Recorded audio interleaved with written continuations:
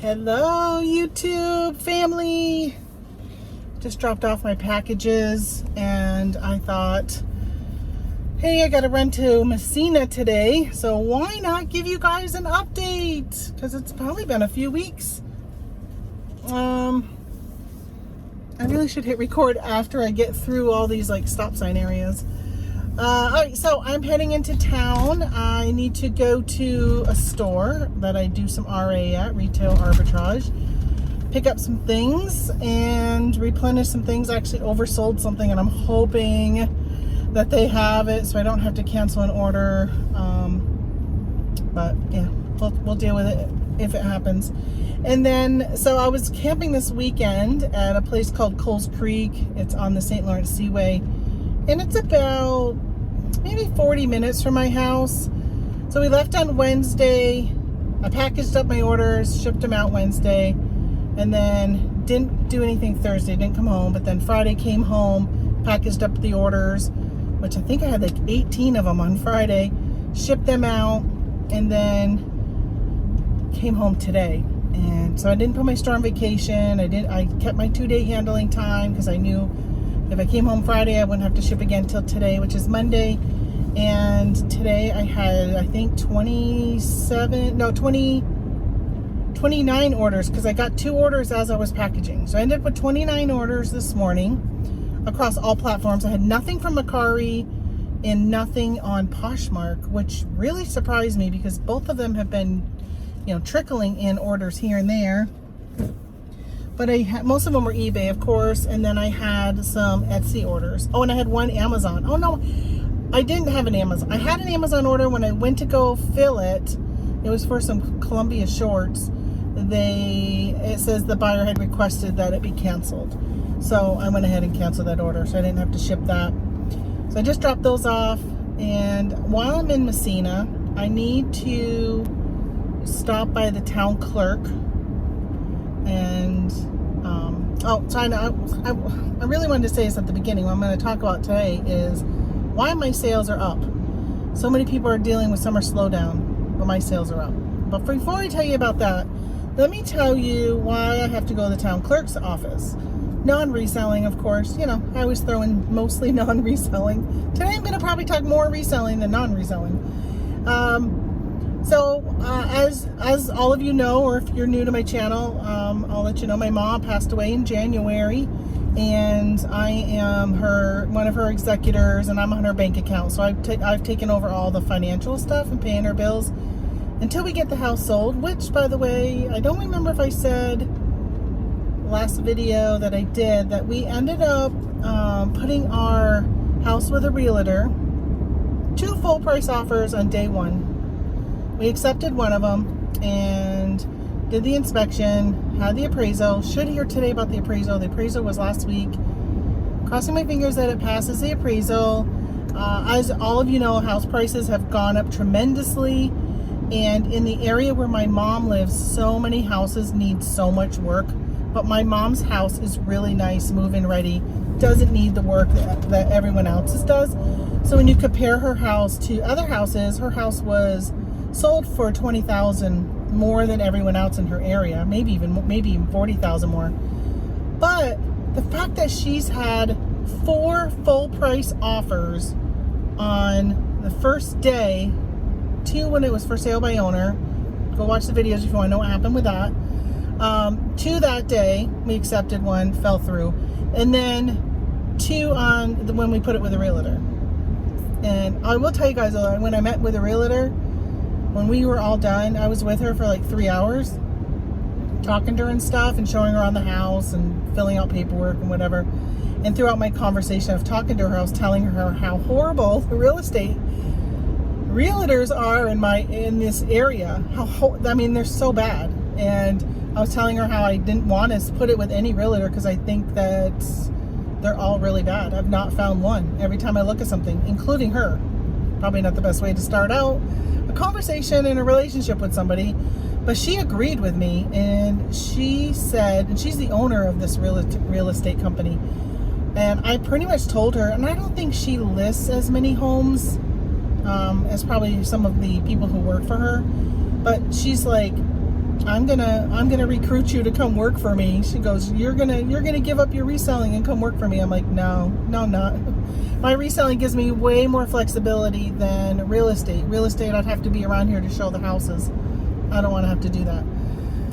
But so I thought that was kind of flattering though. But so I paid my mom's. She gets 3 property tax bills a year. She pays the school tax, she gets a town tax, and then she gets a village tax. So her village tax came in June, and I paid it. June 22nd, I did bill pay, and that was it. Bill pay for June 22nd. I got the check back in the mail. The envelope was dated July 11th. They said they received the check on July 11th and that it was late. I don't know when it was due. Maybe it may have been due July 1st. I don't know. But they didn't give me much time to pay it. But the issue is also that Ma's mail goes to her house and then it's forwarded to me. So, you know, you got to take that time. So, but I paid it as soon as I got it. Again, June 22nd. Even if it was due on July 1st, that's still 8 days early, still a week early. It should have gotten there. So they didn't get it till July 11th. So they gave me the whole check back and told me I had to pay. They said something about paying installments. And I'm like, I was trying to pay it all at once. So I'm going to go there and talk to them. And honestly, paying in installments is probably better since we're probably going to be closing on the house within a month. I suspect we'll be closing within the month on the house. So I'm just going to stop by there and figure out. So I brought the checkbook. Got to go do that. All right, so let me get to why I really wanted to talk to you guys about my sales. So I've been talking to one of you, chatting on Messenger about her sales. Have just not been that good. And I put together a couple of videos last week. If you haven't gone and seen them, go see them. One of them was about running a sale on eBay and how to set up a sale. Hopefully that helps some of you guys if you're new to selling on eBay or you've never run a sale, how you can do that. And that one was a really quick video, and there was so many other ways that I could have showed. Like it's so variety. Like really it depends on, you can do a whole store sale, you can do just a category, you can just say anything valued from this price to this price, you can do it on just items that are X number of days listed, right? So if you want to run a sale for all your new items from 0 to 30 days, you can do that. You can do ones that you can say, okay, anything 6 months and older, you can do that. Like, you can sit there and figure out how you want to run your sales. So if you do end and sell similar like I do, then doing it by days based on the platform doesn't really work as well, because every time you end it and sell similar, it starts the clock over again in eBay's eyes. So they don't know that you really have had it for 9 months and you just ended and sold similar. They think it's a week old type of thing if it's been a week since you did that. But anyway, there's a whole bunch of ways you can set up and run a sale.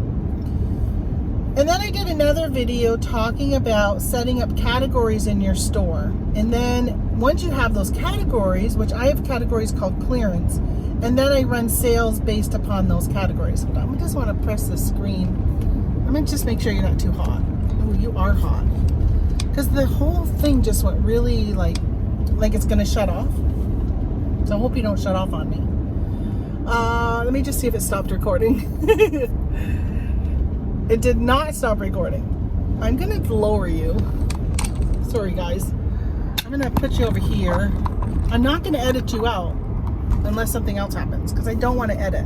But I want to get this message across that I took it out of the holder and put it down here. I think it has a little more shade behind it, so hopefully the sun hitting it. It's been so hot around this country, like so many places.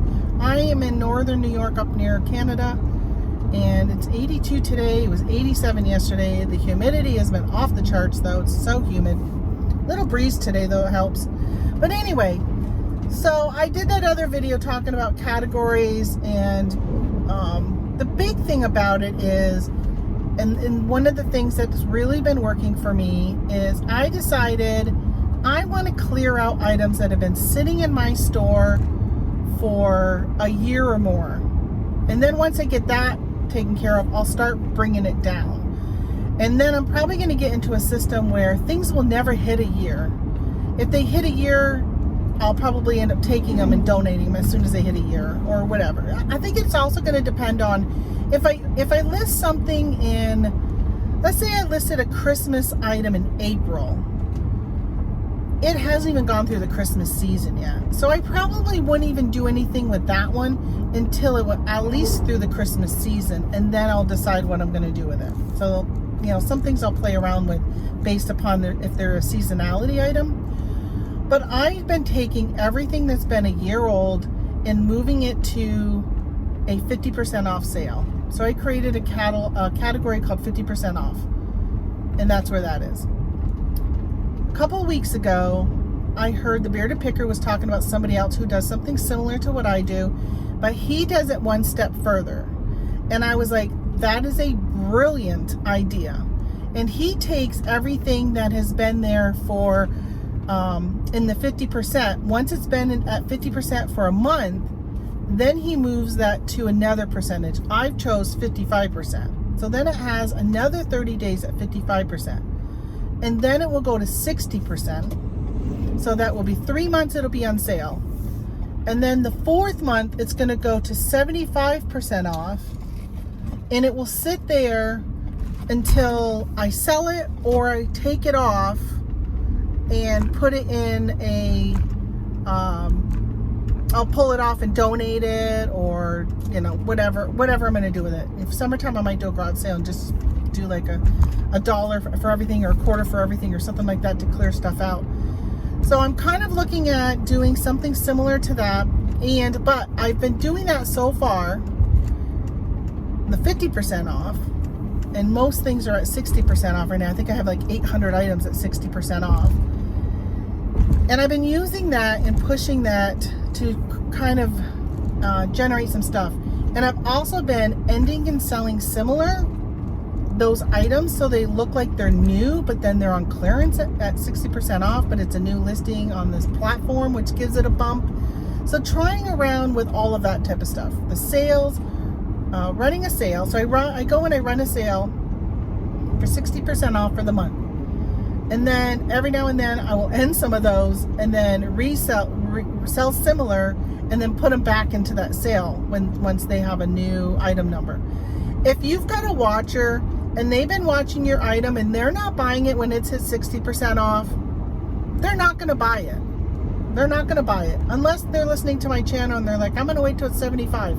Listen, if you want to wait till it's 75, send me an offer, because everything has best offer on it. Send me an offer for 75% off my original price, and I'll probably most likely accept it. Because I just accepted an offer yesterday, something that I had listed for $30, and it's at 60% off right now. I think it was $12, and somebody sent me an offer for 10. I'm like, hell yeah, I'll take your 10. Get it out of here. Like I want to clear this stuff out. My goal is to at least get my money back that I've put into it, or recoup some costs versus just donating it or whatever. So I'm okay with that. And I feel like every time I have a sale, even if it's a low value $5 item, it helps with the algorithm, which is pushing some of my larger items. You know, I'm still selling my over $100 items also. So it seems to be really, really working for me. I've got things from toys. Today I sold some Twisty Pets, to vintage salt and pepper shakers, to some t-shirts that are used, to some shorts that were brand new with tags, books, a DVD. It was Super Mario Brothers and Heath the Cat combined DVD. It just really across the board with the type of stuff that I've been selling. It's just not one category, it's a bunch of them, and I think it's really, really helping. The other thing I've been really doing and trying to be really active with, except for when I went camping because my cell signal was horrible there. Most of the time I couldn't get anything. I had one little bar and it wouldn't load the eBay page. So I did very, very, very minimal stuff while I was there. But for the last month, I have been sending out offers at least once a day, if not twice a day, based upon people who have liked my item. If I've sent an offer, if I sent all my offers out yesterday and then today I've got 29 more people that I could send an offer to, then, these are 29 more people that have just liked my item, or they've liked it, but it's been a while since I've sent an offer to them. So I just been continually sending offers, been doing really good at getting people to accept those offers. Even 10% of them is better than nothing. So I would say that before I started running these sales and doing some of the stuff that I've been doing, plus I've been listing a lot every day, except for a while I was camping. And I had, I would say I probably was shipping anywhere maybe to 5 to 8 items a day before all this. And I should say 5 to 8 items every other day, because I was shipping every 2 days. And now I'm pretty much shipping, besides the vacation, I've been shipping every day, and I've been sending 10 to 20 or more packages. Like on a Monday, it's been more, and like today was 28 packages. And that's been pretty much, on a Monday, it's been in the 20s of my packages that I've been shipping. So that's really good for me. The dollar value is not tremendous because, again, I'm selling a lot of stuff. I would say probably 40% of my store is part of that clearance event stuff. So that's kind of, when you look at my numbers, they don't look tremendous, although my 30-day total was up 85%, which I showed in one of the videos I did last week. I showed that. I don't know. If you are sitting here and you're thinking my sales are really slumping, I just need some sales. You want to get rid of some of your stale inventory, stuff that's just been sitting around for a while. If you're like me and you look up something, let's say like those salt and pepper shakers. If I look them up and there's only a couple listed, and I look at the solds and there's a couple sold, and the sold go from somebody sold a set for $15 and somebody sold a set for $42, I'm more apt to list mine for $39.99. Now, the 42 could have been a fluke. It could be that most of the time people only really pay the 15. So if those salt and pepper shakers sit out there, because I'm a list it and forget it person, I list it and I'll look at you once a year when I do inventory usually. And if I listed you at $39.99 and you haven't sold, and I've moved you into the 50% off, now you're at 20. Now it's like, okay, that's really what the price range may have really been. But at the time, I looked at the two solds and I'm like, why did this person list theirs for 15 if they could have gotten 42? Well, it's because really 15 is really maybe more in the app. And I have a lot of those one-off type of things that I list, that there's not a lot of sellers. It's, even like you buy a used shirt, and, yeah, there might be more of that brand, but that design, you're the only one. So you kind of just, yeah, I guess. And sometimes I guess wrong. And so by doing this clearance really does help. Sometimes brings those 40 down to 20, and really it should have been 20, and I'm selling it at 20. And a $20 sale to me is still pretty good. I don't know about you guys, but I'm all right with a $20 sale. But I will say I've had a lot of $5 and $6 sales too. But some of the things I paid a quarter for. Most of the stuff, like those salt and pepper shakers, were free. I've got a lot of stuff that's free that I've been listing lately between my mom's estate that I got, and then my in-laws moved over here to New York last year. Well, they moved over actually 2 years ago. They closed on their house last year. And when they were moving 2 summers ago, my father-in-law was bringing boxes and boxes of stuff that they didn't want anymore. They were going to bring it to the Goodwill. And I said, no, bring it to me. I'll go through it. And if it's not good enough, then I'll give it to the Goodwill. But let me see if it's something that I can list and sell. So I've got a lot of like my mother-in-law's shoes, some of her clothes. And I mean, I've been really surprised. My mom had so many pairs of Skechers. What's that other? Oh, Danskin now. I think those are Walmart. And I've been selling those on, she hardly ever wore her shoes. She had like 50 pairs of shoes in all different colors. And she wouldn't go anywhere, so she would just wear them inside. So they were all in really good condition. And I've been listing those and selling those for anywhere between $15 and $25. And they're not huge, and they're easy. I put them in the shoe box, pop them in a shoe box. I don't even add padding, just throw them in the box, label it, off they go. Simple, free boxes, very easy. Buyers pay shipping on all my items that I sell. So it's been working out pretty well. I really highly suggest you guys try this if you're sitting there looking at stuff that you've had for years. I'm hoping to get to the point where maybe after 3 months or maybe 6 months, I got to see where I'm at the time, but maybe even at 6 months I move them to the 50%, and then by the time they hit a year they're at 75, and then I'm clearing them out and pulling them and getting rid of them, so I don't have any stale stuff staying around. If you don't mind the slow nickel versus the fast dime, I'm just feeling like I have a whole basement that I can put my inventory in, but it's gotten to the point where I don't want to take up as much room as I've been taking up, that I really trying to narrow it down. I'm actually kind of working on making a space to make a craft room down in my working area. So that's kind of a motivation also for me to pare down my, I don't know, I got like 2,300 items I think on eBay right now. I'd like to get it down to under 1,000. And then at that point I'll reevaluate and see where I'm at. And then when I go out sourcing, I'm going to try, or I've been trying to be more picky on what I source. I haven't sourced a lot of stuff because I've been picky. Like I did spend $15 and sold a margarita mixer for $120, or did I take a best offer of $115? I think. I bought a DVD CD combo. I actually want to use it and burn some. Not a DVD CD, a VHS, a VCR DVD recorder, and I'm going to record some of my personal VHS videos, and then I probably will end up selling that because that looked like it was worth about $80, and I did pay $20 for that. So I'm kind of like looking at maybe some of these little higher items, and if I can keep maybe sourcing those, then I will maybe even get down to only 500 items, which would be really good.